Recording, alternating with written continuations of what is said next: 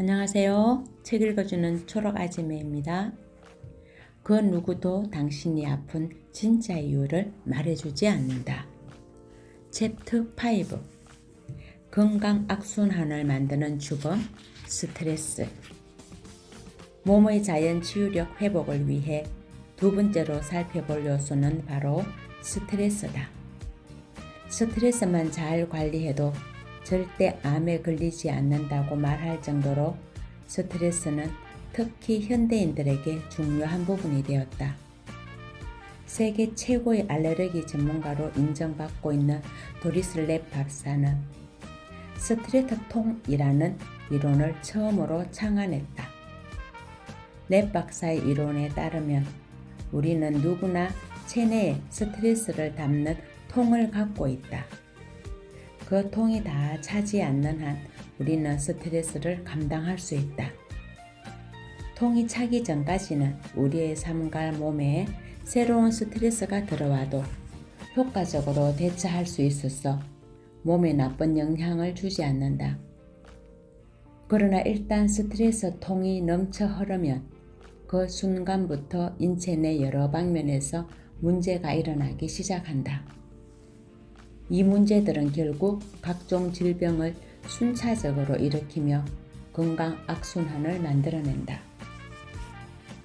건강한 사람의 급성 스트레스, 아픈 몸을 유발하는 만성 스트레스. 우리는 살아가면서 스트레스라는 자극에 끊임없이 노출되고 있다. 여기서 중요한 것은 이런 자극을 받을 때 우리 몸이 어떻게 변화하느냐는 것이다. 스트레스를 이해하려면 먼저 싸우거나 뛰거나의 반응에 대하여 정확하게 이해해야 한다. 이는 산길을 걷고 있는데 갑자기 호랑이를 만났다면 우리 몸에는 어떤 반응이 일어날까에 대한 연구다. 우리가 갑자기 호랑이를 만난다면 우리의 두뇌는 기존의 경험과 오감을 통해 오는 자극을 분석하여 싸우거나 아니면 뛰어서 도망가야 하는 결정을 내려야 한다. 일단 결정이 내려진 다음에는 우리 몸에서 이에 대한 즉각적인 반응이 일어난다. 즉, 스트레스 호르몬 에피네프린과 노에피네프린이 부신 수질로부터 나오게 되는 것이다. 그리고 스트레스가 장기화되면 스테로이드 호르몬이 코티졸이 같이 나오게 된다. 즉, 에피네프린, 노르에피네프린과 코티졸은 스트레스 호르몬인 셈이다. 이 호르몬들이 스트레스에 대처하기 위해 분비되는데 스트레스 호르몬 분비에 이상이 발생하면 인체는 심각한 문제로 나아간다. 이 호르몬들이 인체에 미치는 영향은 다음과 같다. 1. 혈당을 올려줌으로써 근육과 관절이 힘을 더 쓸 수 있게 해준다. 2.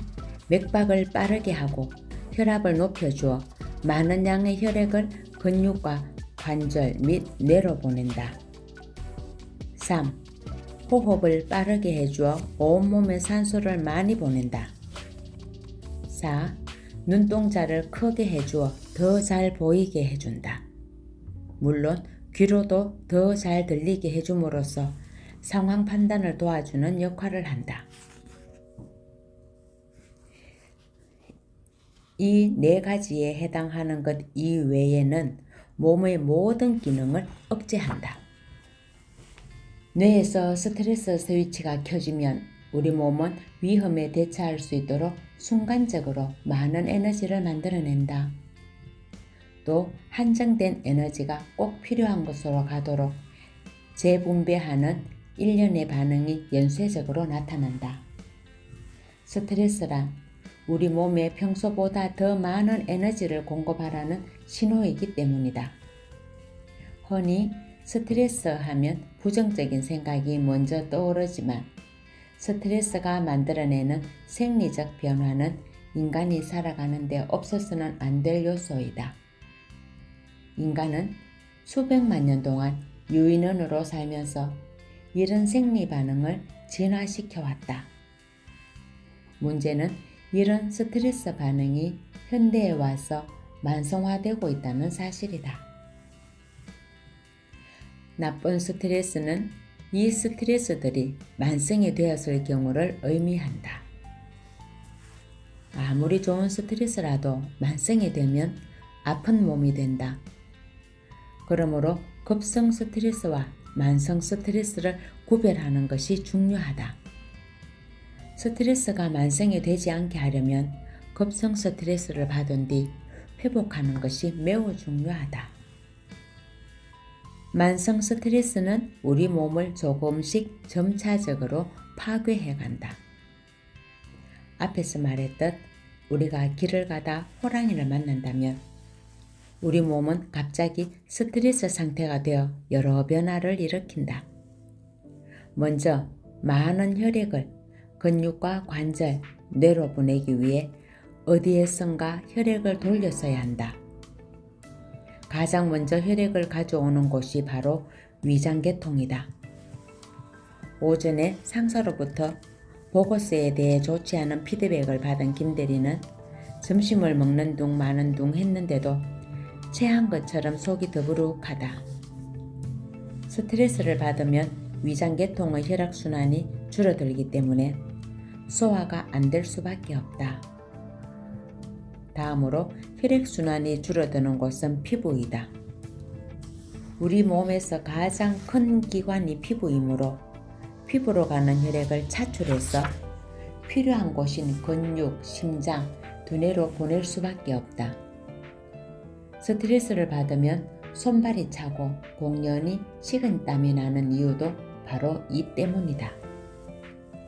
또 하나, 당장 직면한 스트레스를 처리하는 데 있어 생식기 계통은 별로 중요하지 않은 상황이 된다. 생존의 문제가 걸린 상황에서 종족 보존의 본능이 생길까? 아닐 것이다. 따라서 남성들에게는 발기부전, 여성들에게는 생리불순이 오게 된다. 소화가 안 되고 손발이 차다고 호소하는 사람들이나 각종 성기능 장애를 갖고 있는 사람들은 거의 틀림없이 잠도 잘 자지 못한다. 스트레스가 그 원인인 셈이다. 뇌의 활동도 급변한다. 분출된 화학물질이 뇌의 편도체를 자극해 공포감정을 만들어낸다.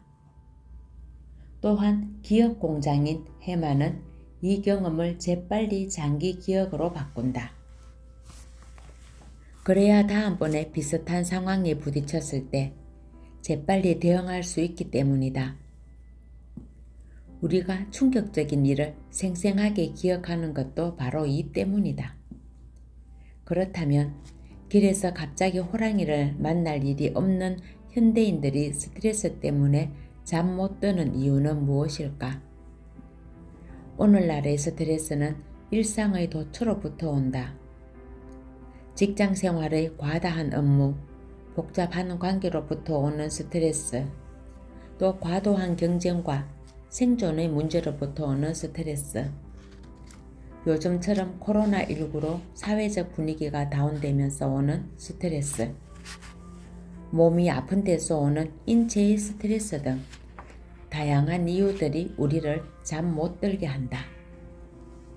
스트레스는 우리 몸에 어떠한 질병을 일으킬까?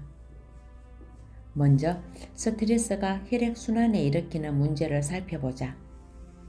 스트레스가 발생하면 생존에 필요하지 않은 소화기 같은 쪽에 혈관 수축이 일어난다. 그렇게 되면 허혈, 즉 피가 부족한 현상이 일어난다. 심할 경우 세포가 죽어버린다. 만약 세포가 죽지 않으면 미토콘드리아 기능이 저하된다. 미토콘드리아는 에너지를 만드는 에너지 발전소이기 때문에 이곳의 기능이 떨어지면 신체에 필요한 에너지를 만들어내지 못한다. 조금만 움직여도 피로도가 높은 사람들은 미토콘드리아의 기능이 저하된 경우일 가능성이 높다. 에너지가 없으므로 소화효소, 대사효소 등 많은 효소들의 생성도 저하된다. 효소들이 제 기능을 다하지 못하면 이 자체로 질병이 발생할 수 있다. 또한 미토콘드리아는 우리 몸의 체온에도 영향을 미친다. 미토콘드리아 기능이 저하되면 열 생산이 부족해지면서 저체온이 오게 된다. 스트레스가 만드는 여러 전신 질환들. 스트레스가 장누수를 만든다. 현대인들은 다양한 원인을 통해 스트레스를 받는다. 그런데 이러한 심리적, 감정적인 스트레스 외에 숨겨진 스트레스가 또 있다는 사실을 알고 있는가? 본인도 인지하지 못하는 사이에 일어나고 있는 스트레스 말이다. 그것은 바로 질병과 염증으로부터 오는 스트레스이다. 이러한 스트레스는 결국 전신질환을 불러오는 장누수를 유발한다. 저는 모든 상황이 좋아요. 그래서 전혀 스트레스를 받지 않는답니다. 때때로 병원을 찾아와 필자에게 이렇게 이야기하는 사람들 중에는 놀랍게도 이미 장누수가 생긴 경우가 많았다. 스스로 괜찮다고 생각하지만 각종 원인으로 인해 일어나고 있는 질병과 염증이 우리 몸에 숨겨진 스트레스로 작용하고 있기 때문이다. 이것은 우리가 체감하지 못하는 경우가 많기 때문에 오히려 더 큰 병을 만들어내기가 쉽다. 스트레스는 다양한 이유로 장누수를 만드는데 급성 혹은 만성으로 스트레스에 노출된 경우 장, 뇌, 축의 변화가 생기면서 담적, 역류성 식도염, 과민성 장증후군 같은 위장질환, 음식 거부 반응 등이 발생한다. 스트레스로 인한 장누수는 보통 두 가지로 일어나는데 장벽의 타이트 결합이 느슨해지면서 독소가 새는 경우와 장벽 자체가 파괴되어 세균이 새는 경우이다. 질병과 염증으로부터 오는 스트레스는 이 두 가지를 모두 일으킨다. 그렇다면 우리가 심리적으로 받는 스트레스와 질병, 염증으로 인해 받는 숨겨진 스트레스는 어떤 과정을 통해 장누수를 일으키는지 한번 살펴보자. 스트레스를 받으면 소화가 잘 안 되는 경험을 해본 적이 있을 것이다. 스트레스를 받으면 위 운동이 더뎌지면서 위 속 음식물이 장으로 배출되는 시간을 지연시켜 위 안에서 세균이 과다 증식하기 때문에 그렇다. 음식물이 위와 소장에서 발효, 부패되면서 과증식된 세균이 장으로 내려가 염증을 일으키면 이것이 곧 장누수로 이어진다. 장 점막에 존재하는 면역세포는 스트레스 신호를 인지한 후 신경 전달 물질과 염증 유발 사이토카인 등을 분비하면서 인체에 어떤 일이 일어나고 있다는 것을 알리는 전달자 역할을 한다. 면역세포는 인체 중 외부와 접촉하는 기관들인 위와 장, 피부, 호흡기 등에 존재하면서 1차 방어 역할을 하는 면역세포 중 하나이다. 그런데 인체는 스트레스를 받으면 바로 면역세포를 자극한다. 이때 면역세포 내에 있는 히스타민, 프로스타글라딘, 세로토닌 등의 많은 화학물질들이 밖으로 쏟아지고 세포막의 지방대사가 일어나게 된다. 이로 인해 알레르기 반응과 염증, 그리고 근육의 수축, 분비샘 증가 등 다양한 생리적 반응을 일으키면서 알레르기 반응이 나타나기도 하고 설사, 두통, 생리불순, 피부 트러블, 호흡 곤란 등이 발생한다. 이러한 증상들이 장의 염증을 유발하여 장신경이 민감해지면 복통을 일으키고 심각하면 장누수로 이어질 수 있다. 스트레스가 면역력을 떨어뜨린다. 코로나19로 전 세계가 혼란에 빠졌다. 대처 방안도 없이 순식간에 인간의 삶 속을 침투한 바이러스는 삶의 많은 부분을 바꿔 놓았다. 이제 거리에는 마스크를 쓰지 않은 사람을 볼 수 없고 대면이 아닌 비대면, 언컨택트의 시대가 열렸다. 그동안 영화로만 보거나 먼 미래로 예측했던 일들이 바로 눈앞에서 펼쳐지게 된 것이다. 초기에는 잠재된 이 바이러스가 누구에게 반응을 일으키는가에 대해 많은 관심이 집중되었다. 혹 감염이 되었다 하더라도 완치가 되는 사람이 있는 반면 감염된 지 얼마 되지 않아 사망에 이른 경우도 있었다. 같은 환경 속에서도 감염이 되는 사람이 있는가 하면 위험 강도가 높은 곳에 노출될지도 감염이 되지 않은 경우도 있다. 왜 그럴까? 우리 인체가 갖는 면역력 수치가 각각 다르기 때문이다.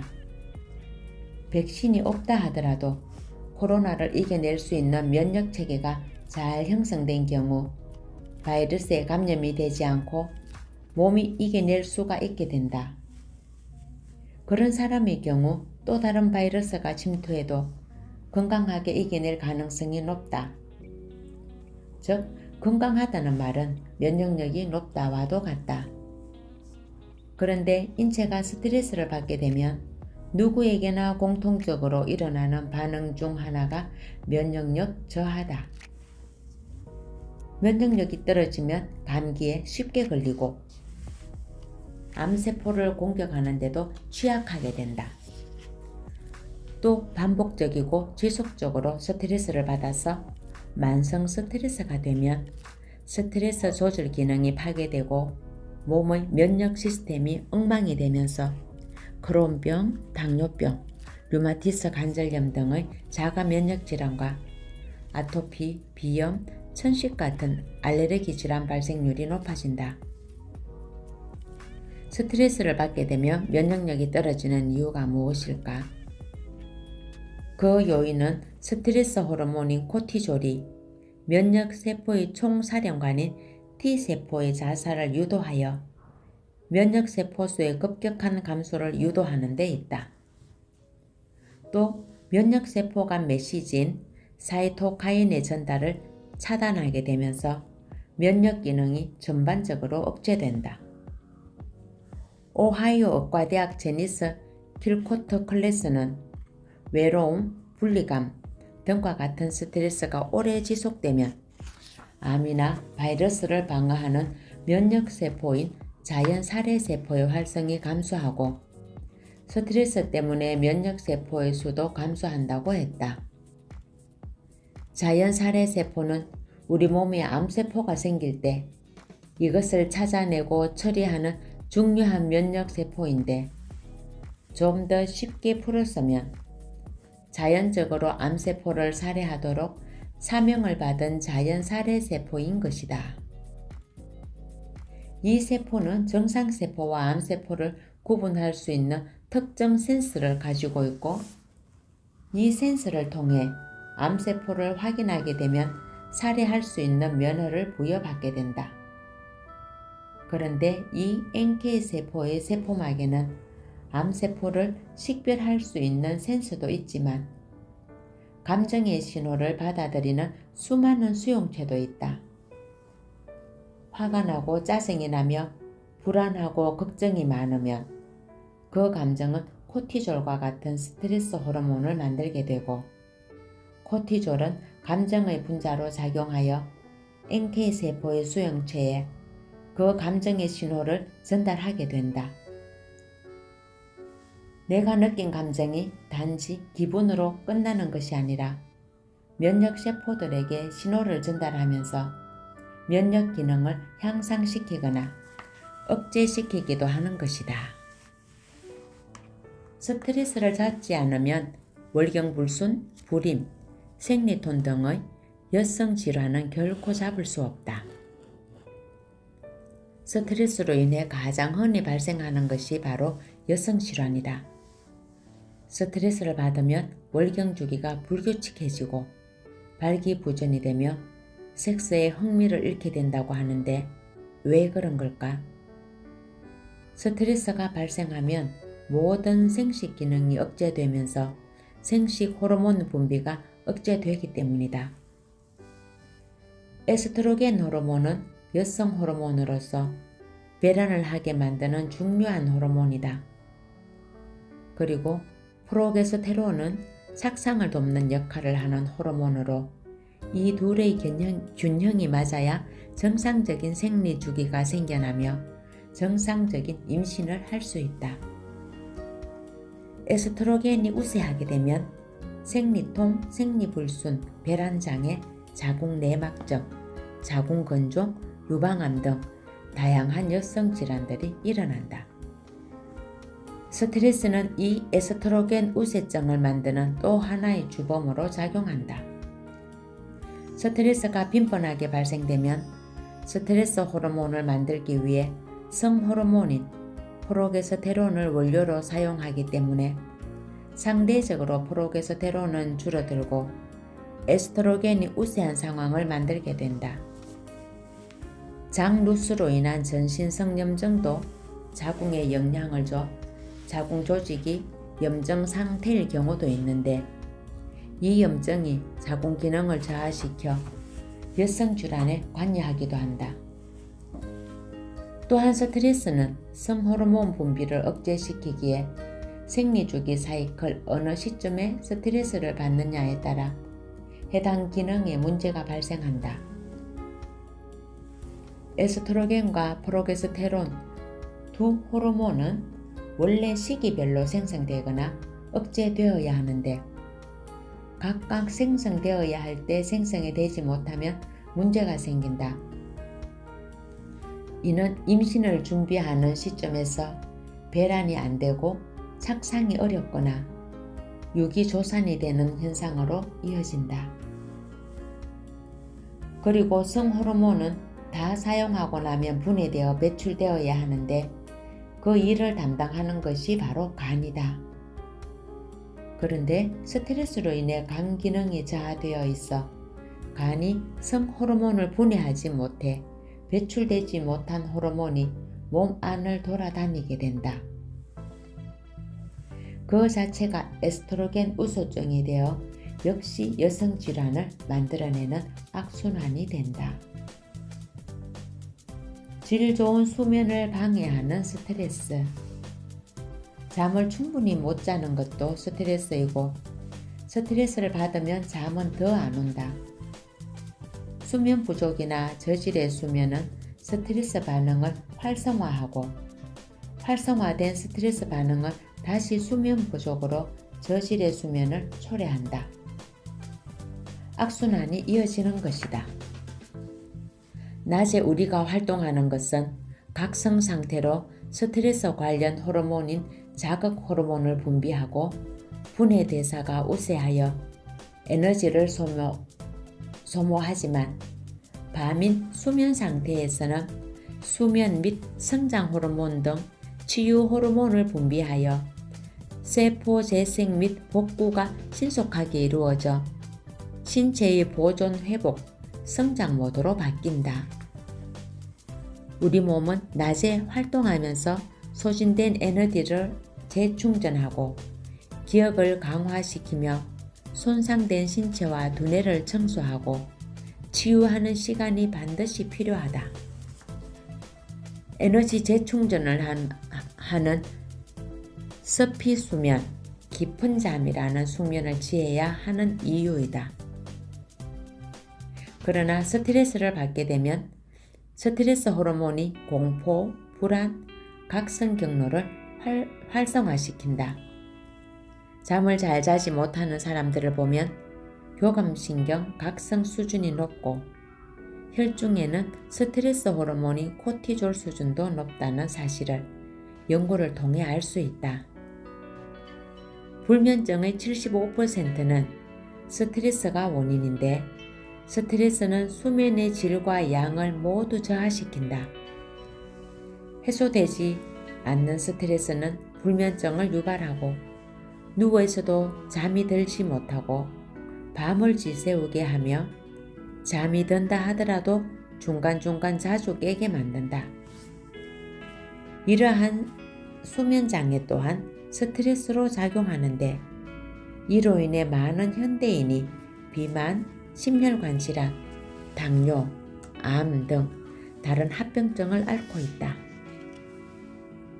그래서 야간 작업, 교대 근무하는 사람들은 심혈관 질환, 소화기 질환, 면역력 억제, 불임, 암 등의 위험성이 높아지고 시차장애를 겪는 항공사 승무원들은 기억이 관여하는 척두엽이 작아져서 기억장애를 유발할 수 있다. 대부분의 뇌질환은 스트레스에서 출발한다.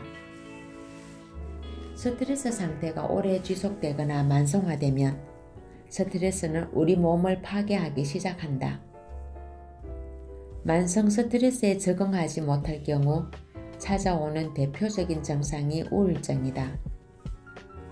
우울증 환자는 자기 자신과 생활 환경, 미래에 대한 부정적인 생각을 많이 하게 되면서 행동의 양이 현저히 감소하고 매사에 소극적인 상태가 된다. 특히 삶 속에서 실패와 상실의 아픔을 경험할 때 체력적으로 이겨낼 수 없는 건강 불균형 상태가 될 때 뇌세포의 불균형적 이상으로 나타난다. 한 조사에 따르면 큰 스트레스를 경험한 사람 가운데 3분의 2가 그달 안에 우울증에 빠질 가능성이 보통 사람보다 6배나 높다고 한다. 만성 스트레스가 심하면 뇌에서는 마음을 편안하게 하는 3대 메신저인 세로토닌, 노르아드레날린, 도파민이 제대로 분비되지 않거나 작용이 방해를 받게 된다고 한다. 우울증은 정확하게 원인이 밝혀지진 않았지만 위의 메신저 중 세로토닌과 노르아드레날린의 분비 저하로 일어나는 게 많은 지지를 받고 있다. 최근에 발표된 자료를 보면 뇌에서 발생된 염증이 이런 메신저 분비의 불균형을 야기한다고 한다. 불안할 필요가 없는 상황에서도 불안해하거나 정도 이상으로 지나치게 불안해하는 경우를 불안장애라고 한다. 괜한 걱정이 많아 긴장된 상태가 계속되고 이러한 긴장 상태 때문에 뒷목이 당기듯이 아픈 긴장성, 두통, 손떨림, 땀이 많이 나는 등 교감신경 흥분성 증상들이 있는데 어지러움, 상복부 통증, 소화불량 등의 신체적 증상도 함께 나타나는 경우도 있다.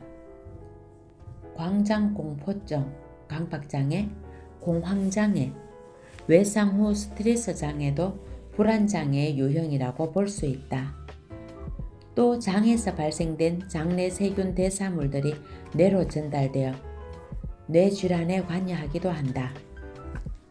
장에서 유발된 염증이 뇌세포로 전달될 경우 겉으로는 알 수 없지만 우리 몸이 느끼고 있는 숨겨진 스트레스로 인해 각종 만성질환으로 이어지기도 하는데 뇌질환 역시 이에 포함된다. 우울증, 수면장애 등이 그 대표적인 예이다. 감사합니다. 다음 장에는 눈에 보이지 않는 질병의 근본 원인 4가지를 치유해야 한다를 읽어드리도록 하겠습니다.